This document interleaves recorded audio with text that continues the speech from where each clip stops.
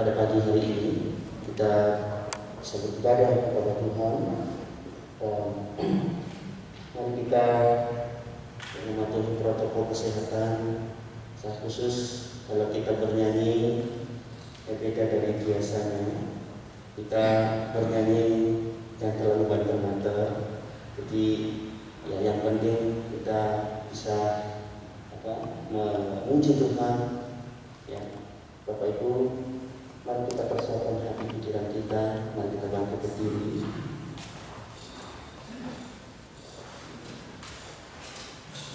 Mari kita ambil waktu berdiri dengan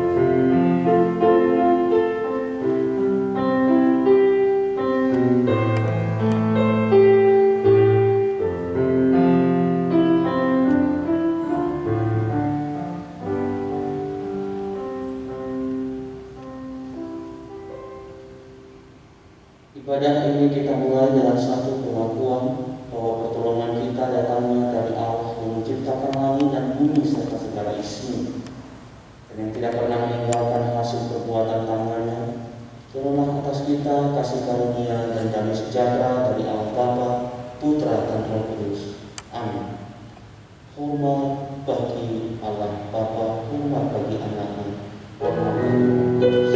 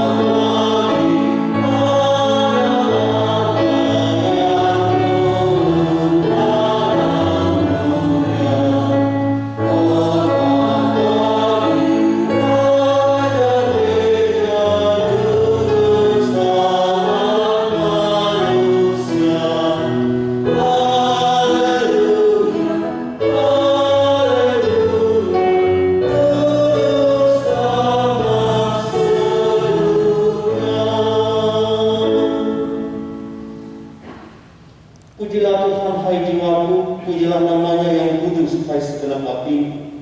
Pujilah Tuhan, hai jiwaku, dan janganlah lupakan segala kebaikan. Mazmur 103 ayat 1 sampai ayatnya yang kedua yang menjadi nats pembimbing ibadah kita pada pagi hari ini. Semua Tuhan dipersilakan duduk di bawah. Mari kita datang kepada Tuhan, kita mengakui segala dosa, salah dan pelanggaran kita. Kita tahu dan menyadari bahwa di dalam perjalanan hidup kita sering melupakan dan mengecewakan Tuhan. Bapa di datang.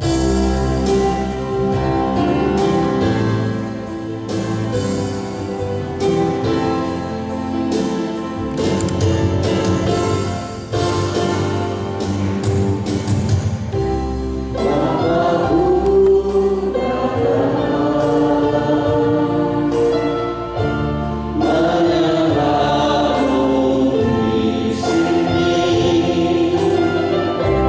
ku berharap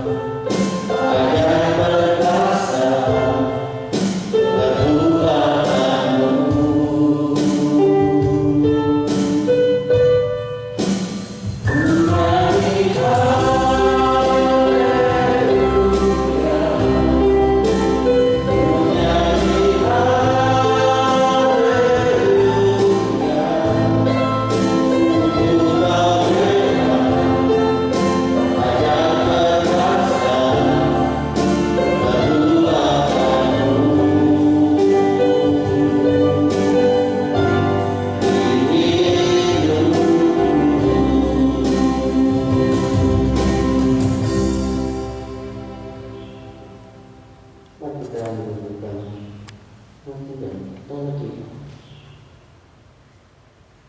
Kita akan menghapus segala dosa pelanggaran kita kepada Tuhan.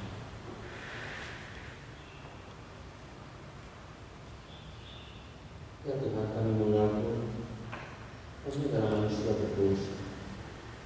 Kami sering menyukakan dan mengecewakan hati.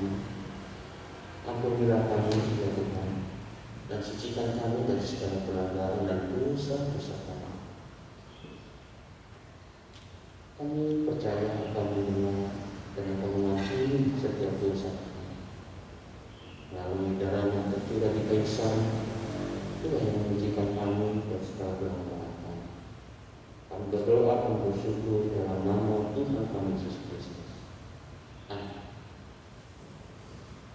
Bagi kita yang sudah mengaku dosa di hadapan Tuhan, dengarkanlah berita anugerah dalam Roma 3 ayat 23 sampai 24. Karena semua orang telah berbuat dosa dan telah kehilangan kemuliaan Allah, dan oleh kasih karunia telah dibenarkan dengan cuma-cuma karena penebusan dalam Kristus Yesus. Saya menjemahkan itu diri.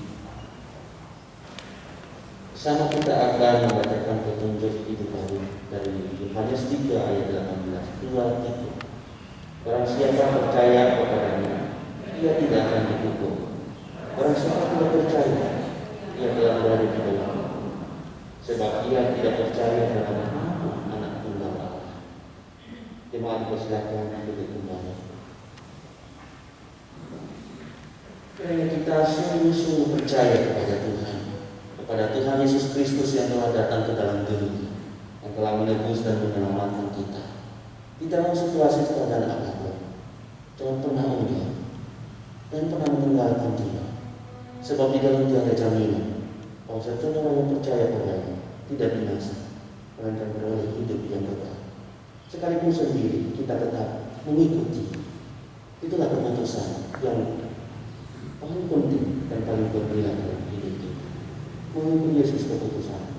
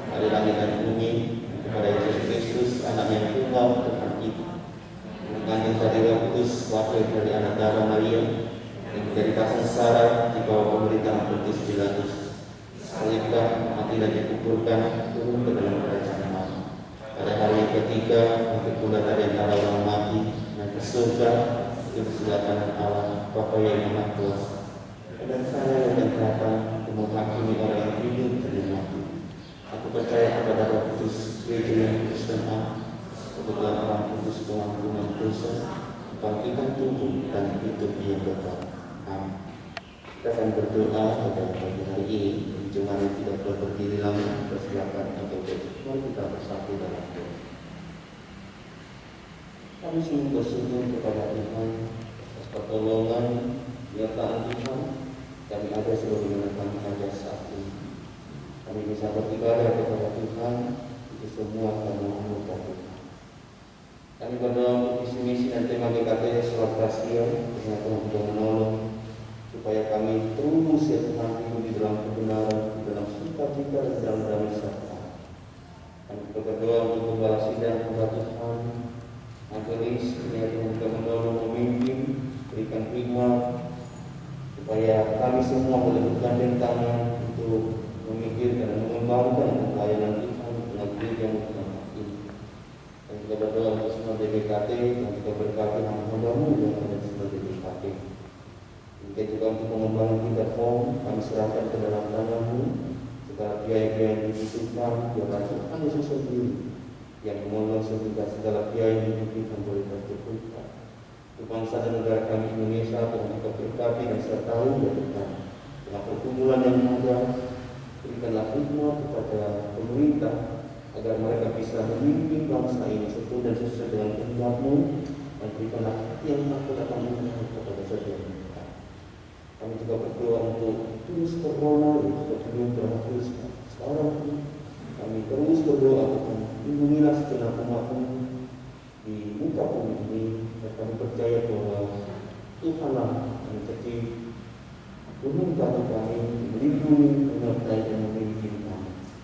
Juga berdoa untuk pertumbuhan iman kembali di tempat ini, memberkati untuk Ibu Tanta, untuk Ibu Tantinyo, untuk Ibu Syakti, Ibu Melinda, Ibu Agustin, Ibu Aminah, Ibu Rosinta. Ya Tuhan menolong supaya kembali terus bertumbuh dalam iman, kampungan, bengkak, di dalam pertumbuhan, mereka terus bersandar kepada Tuhan. Tapi juga dengan yang lemah tubuhan lanjut usia, mendorong Bapak Apen, Bapak Ian, Bapak Bambang, Bapak Betinjun, Bapak Heru Santoso, Ibu Wong Idan, Ibu Lina, Ibu Meriam, Ibu Wibetwi, Ibu Sinten, Ibu Tantating, Ibu Catika, Ibu Femi, Ibu Yuliawan.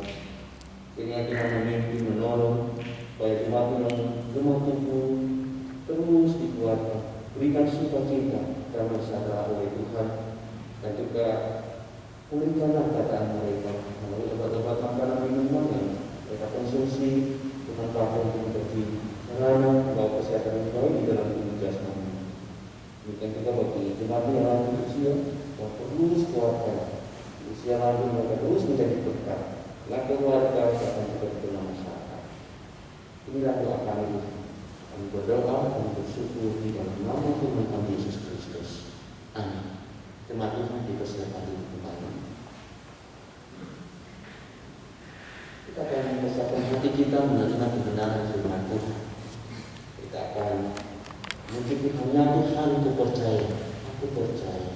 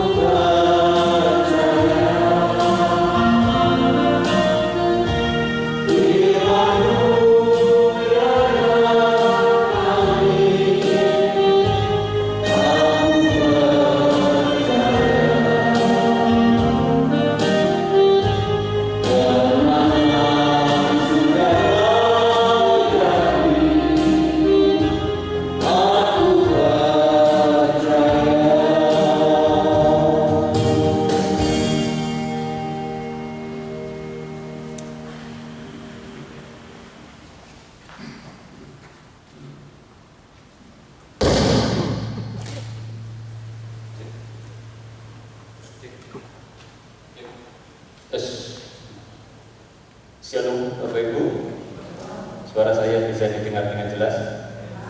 Baik, kita bersama akan membaca, mendengar, dan menemukan firman Tuhan. Terlebih dulu, mari bersama kita berdoa pertolongan Tuhan.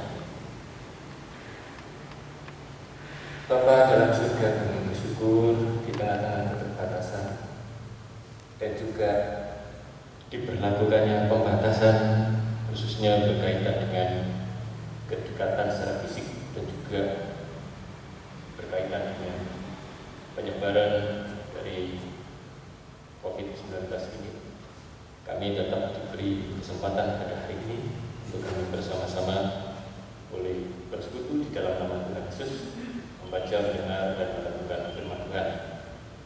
Kami sungguh bersyukur dan kami mohon Tuhan tolong setiap kami, mohon Roh Kudus menerangi hati pikiran setiap kami, supaya tatkala kami baca, dengar, dan renungkan kebenaran firman ini, kami dituntun untuk mengerti, menerimanya sebagai kebenaran, dan melaksanakannya dalam kehidupan. Terima kasih Tuhan. Inilah seluruh doa kami. Kami percaya bahwa Engkau hadir di tengah-tengah kami, melindungi kami dari si jahat, menolong, menopang, dan menyertai, memberkati setiap kami. Dalam nama Tuhan Yesus kami berdoa dan bersyukur. Amin. Baik, Bapak Ibu Saudara yang dikasihi oleh Tuhan, hari ini kita merenungkan satu tema, ya, yang memang kalau dimasukkan hitungan matematika nggak masuk, ya. 5 roti dan 2 ikan itu cukup untuk makan 5.000 orang. Nah, ini satu hal yang memang luar biasa yang Tuhan Yesus kerjakan dalam kehidupan, ya, di dalam pada masa bersama dengan murid-muridnya. Tuhan Yesus melakukan mujizat ini. Ya, saya ajak kita bersama membaca dalam Matius pasal 14 ayat 13 sampai ayat 21. Ya, kalau saya agak jauh ini masih masuk suara saya. Ya, puji Tuhan. Baik, Matius 14. Saya akan bacakan untuk kita semua mulai ayat 13 sampai 21. Setelah Yesus mendengar berita itu, menyingkirlah ia dari situ, yaitu berita bagaimana Yohanes Pembaptis dipenggal oleh Herodes, ya, dan hendak mengasingkan diri dengan perahu ke tempat yang sunyi. Tetapi orang banyak mendengarnya dan mengikuti dia dengan mengambil jalan darat dari kota-kota mereka. Ketika Yesus mendarat, ia melihat orang banyak yang besar jumlahnya, maka tergeraklah hatinya oleh belas kasihan kepada mereka, dan ia menyembuhkan mereka yang sakit. Menjelang malam, murid-muridnya datang kepadanya dan berkata, "Tempat ini sunyi dan hari sudah mulai malam. Suruhlah orang banyak itu pergi, supaya mereka dapat membeli makanan di desa-desa." Tetapi Yesus berkata kepada mereka, "Tidak perlu mereka pergi. Kamu harus memberi mereka makan." Jawab mereka, "Yang ada pada kami ini di sini hanya 5 roti dan 2 ikan." Yesus berkata, "Bawalah itu kemari kepadaku." Lalu disuruhnya orang banyak itu duduk di rumput, dan setelah diambilnya 5 roti dan 2 ikan itu, Yesus menengadah ke langit dan mengucap berkat, lalu memecah-pecahkan roti itu dan memberikannya kepada murid-muridnya. Lalu murid-muridnya membagi-bagikannya kepada orang banyak. Dan mereka semua makan sampai kenyang. Kemudian orang mengumpulkan potongan-potongan roti yang sisa, 12 bakul penuh. Yang ikut makan kira-kira 5.000 laki-laki, tidak termasuk perempuan dan anak-anak. Demikianlah firman Tuhan. Nah, Bapak Ibu Saudara yang dikasihi oleh Tuhan, ya, dalam waktu yang singkat ini, saya berharap setiap kita bisa konsentrasi di dalam bagian yang sudah kita baca ini, ya. Nah, coba perhatikan gambar roti, gitu ya, 5 roti dan 2 ikan. Nah, zaman dulu, bahkan sampai sekarang masih kita tahu, ya, roti yang pada waktu itu adalah semacam roti Maryam, gitu ya. Kalau Bapak Saudara beli roti Maryam itu, ya, modelnya pipih, agak lembaran begitu, ya. Nah, makanan pokok orang di sekitar Danau Galilea itu adalah, ya, roti ini dan juga ikan sebagai lauknya. Itu umum bagi masyarakat setempat. Nah, jadi bukan sesuatu hal yang khusus kalau ada ikan, karena memang ya Simon Petrus, Yohanes, Yakobus itu kan nelayan, pekerjaannya juga mencari ikan. Nah, di dalam kisah ini kita bisa membaca belas kasihan Yesus itu cukup untuk memenuhi kebutuhan semua orang. Ya, belas kasihan Yesus itu cukup untuk memenuhi kebutuhan setiap orang, semua orang. Ya, nah, Bapak Saudara yang dikasihi oleh Tuhan, dari kisah ya Tuhan Yesus membuat mujizat ini dari 5 roti dan 2 ikan untuk 5.000 orang.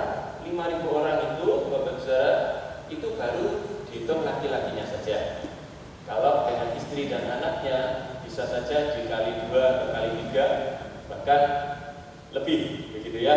Taruhlah diperkirakan kalau masing-masing punya istri 1 dan anak 1, total 15.000. Ya, kalau mungkin ada yang nggak punya anak, ada yang punya anak, anggap aja 12.000. Nah, dari 5 roti di gambar itu ya, sama 2 ikan.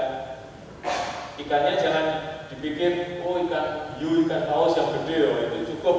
Tidak, itu ikan-ikan biasa yang seperti ikan goreng, ikan bakar yang kita makan. Nah, apa artinya itu?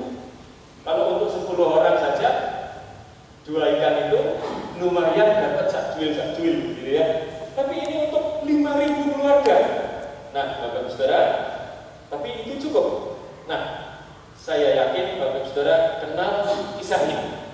Tapi saya ingin mengajak kita lebih dalam merenungkan kisah ini. Ya, itu pelajaran yang bisa kita petik dari kisah ini adalah, ya, Bapak Saudara, kisah ini adalah terjadi pada orang-orang yang waktu itu sedang berbondong-bondong mengikuti Yesus untuk mendengarkan pengajaran Yesus.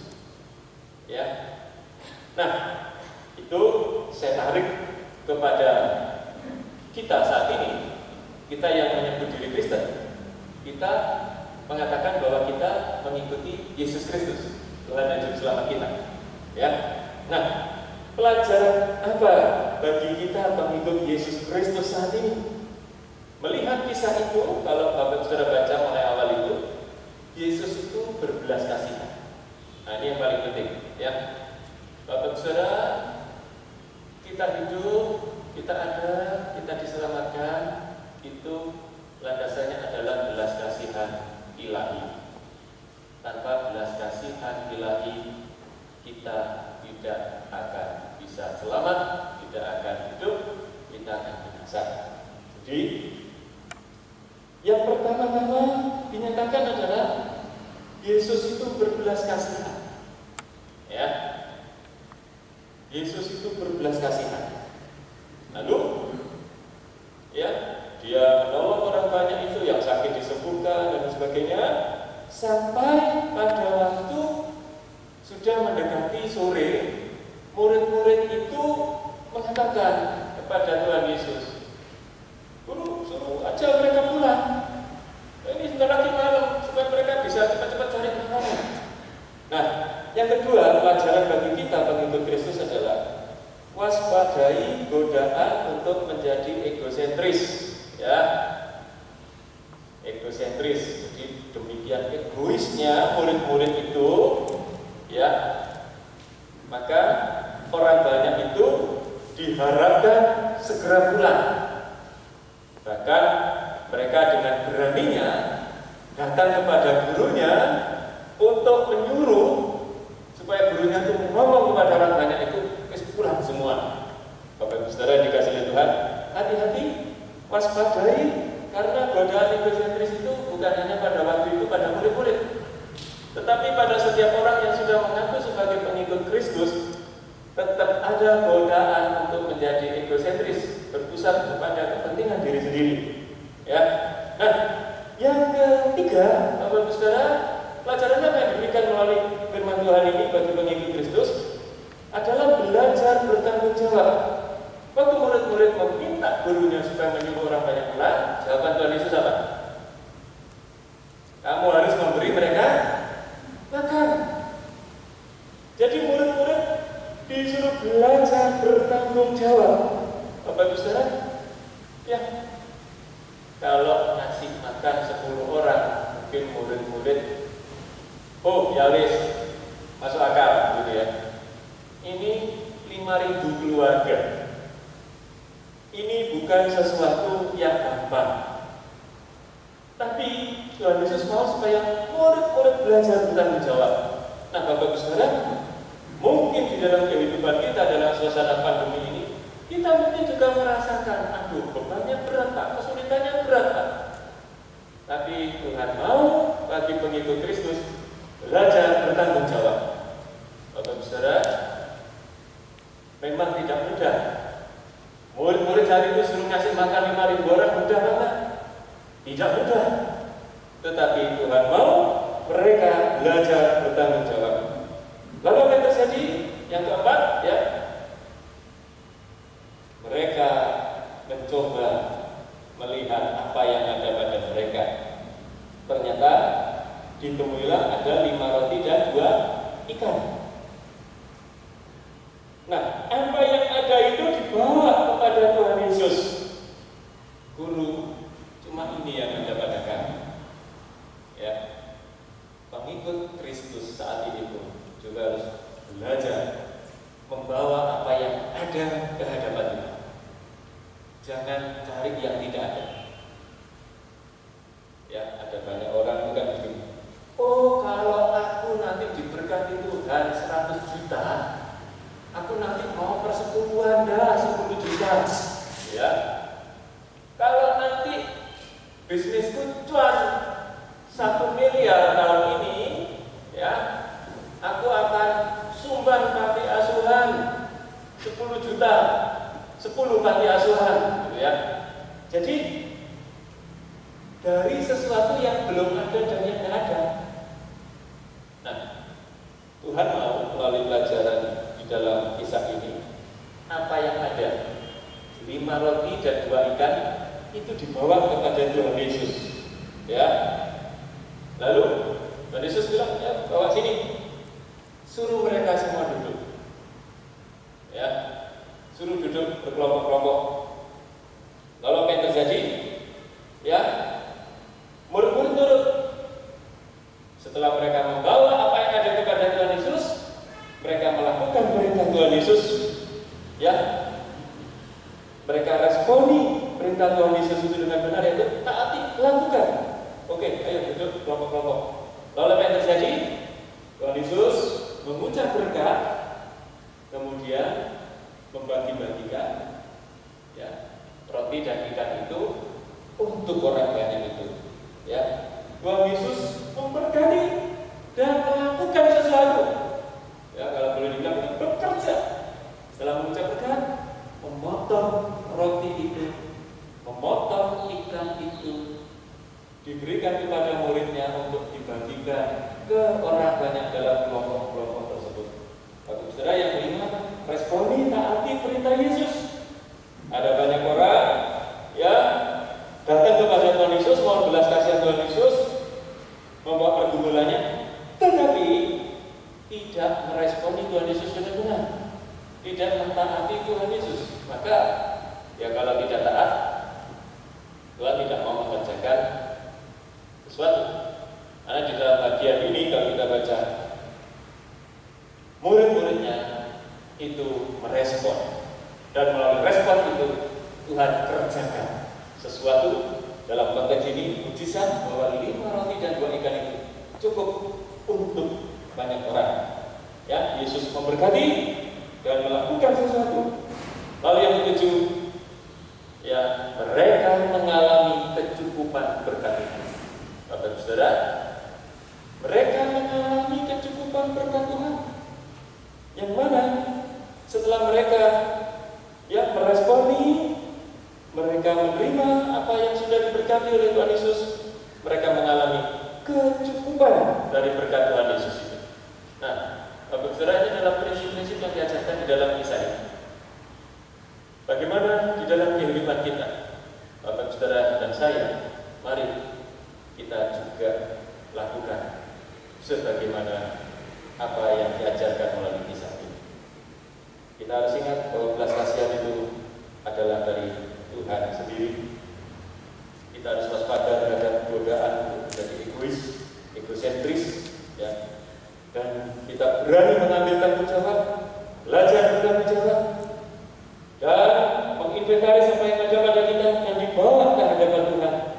Kemudian meresponi Tuhan dengan benar, mentaati perintah Tuhan, dan minta Tuhan Yesus yang memberkati, yang melakukan sesuatu, lalu alamilah kecukupan berkat Tuhan di dalam kehidupan Bapak Saudara sekalian.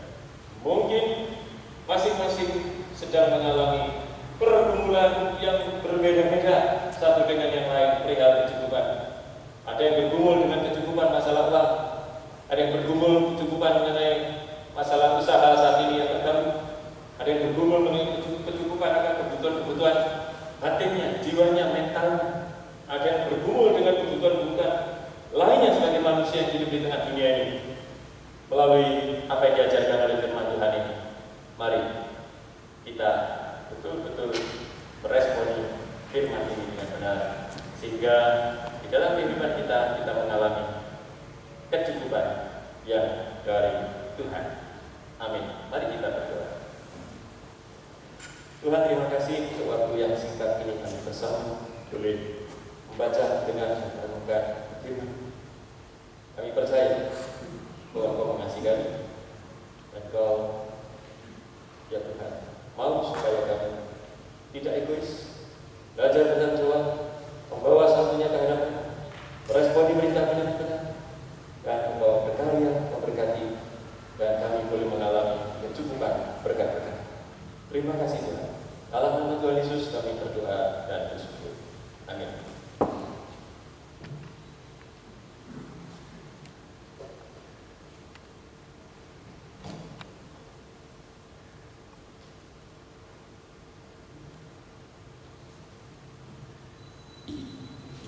Mari kita meresponi kebenaran firman Tuhan. Kita akan memberikan persembahan sebagai puji syukur kita kepada Tuhan dan sebagai simbol bahwa kita mau menyerahkan diri kita untuk dipakai oleh Tuhan. Kita tidak menjalankan kantong persembahan seperti biasanya, tapi nanti kita akan memberikan persembahan setelah kebaktian. Bapak Ibu bisa memasukkannya di kantong, di kotak yang sudah disediakan di belakang. Setelah kebaktian sudah selesai, pada saat Bapak Ibu keluar dari gedung gereja, mari kita akan memuji Tuhan. Engkau siapa yang pimpin hari depan hidup.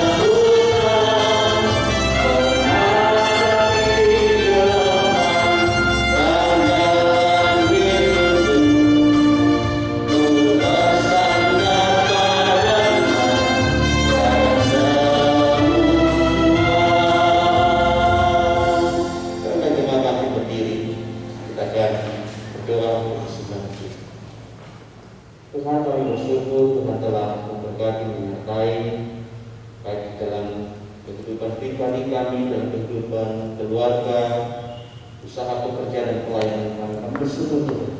Dan apa yang telah kami terima dari Tuhan, kami bersembah persembahkan sebagai wujud syukur kami adalah yang berkenan menerima persembahan. Kami berdoa bagi seluruh umatmu yang sudah memberikan persembahan dan terus berkati dan sertai mereka. Kami berdoa dan bersyukur dalam nama Tuhan Yesus Kristus. Amin. Terima Tuhan, silakan kembali.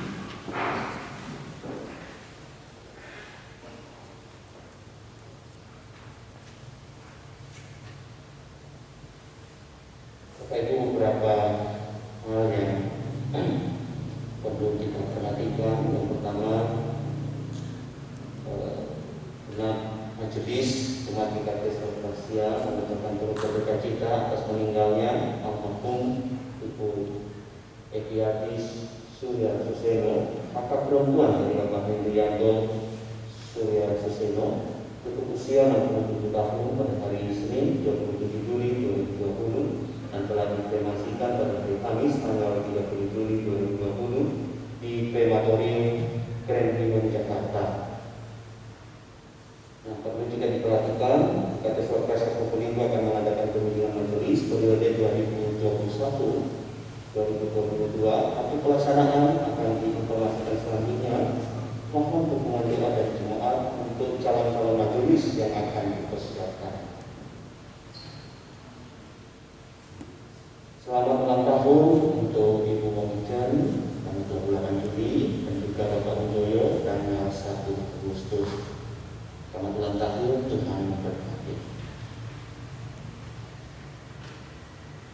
Bapak silakan Bapak Pendeta Gunawan mendoakan jemaatnya berangkat. Mari bersama kita berdoa saudara-saudari kita yang berulang tahun, Ibu Wong Ijen 28 Juli. Hadir Ibu Wong Ijen. Selamat ulang tahun. Ya, anaknya yang hadir ya. Bapak Unjoyo, selamat ulang tahun. Ya, kita akan doakan dua saudara-saudari kita. Bapak, terima kasih kami boleh mengingat ulang tahun saudara-saudari kami. Mohon Bapak yang terus menolong menyertai memberkati dalam segala hubungan hidupnya, karena ia adalah yang terbaik daripada kekuatan, kesehatan, keberhasilan, kesejahteraan, sukacita melimpah, sehingga saudara-saudari kami ini boleh terus maju di dalam menjadi Engkau memuliakan. Bila dalam pergumulan yang berat, mohon Tuhan kuatkan, topang, tambahkan hikmat bijaksana. Bila ada harapan cita-cita yang masih dikejar, diraih, disertai dan berkati, supaya oleh anugerah-Mu meraih yang baik untuk kemuliaan. Kami menyadari Tuhan bahwa sebagai manusia kami lemah, terbatas, tidak sempurna, rencana tidak sempurna, kekuatan demikian kecil untuk bisa mewujudkan rencana-rencana tersebut. Tapi kami percaya bahwa kami telah menggunakan hidup ke dalam tangan Tuhan yang sempurna, rencananya sempurna, Maha Kuasa, sanggup membuat segala rencana yang sempurna itu jadi dalam kehidupan anak-anaknya. Jadilah kehendak rencana-Mu yang terindah itu ya Tuhan, dan kiranya nama-Mu yang senantiasa dipermuliakan melalui kehidupan baik Ibu Wong Ijen maupun Bapak Unjoyo. Terpujilah nama Tuhan. Dalam nama Tuhan Yesus kami berdoa dan bersyukur. Amin. Saya undang jemaat kami berdiri. Setelah puji hormat kita kembalikan kepada Allah Tritunggal, kita berikan doksologi berkat oleh Bapak Pendeta Gunawan dan kita tutup dengan amin.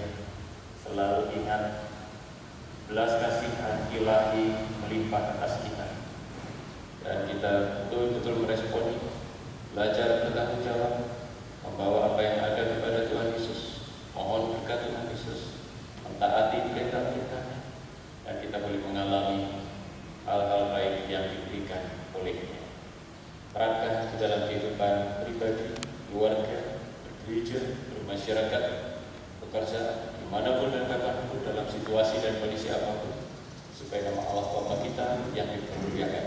Dan untuk melaksanakan tugas itu, terimalah berkat Tuhan. Kasih setia, rahmat dari Allah Bapa, kasih karunia dan damai sejahtera dari Tuhan Yesus Kristus, penghiburan dan pertolongan Roh Kudus melimpah atasmu sekalian hari ini akan sampai selama-lamanya. Amin.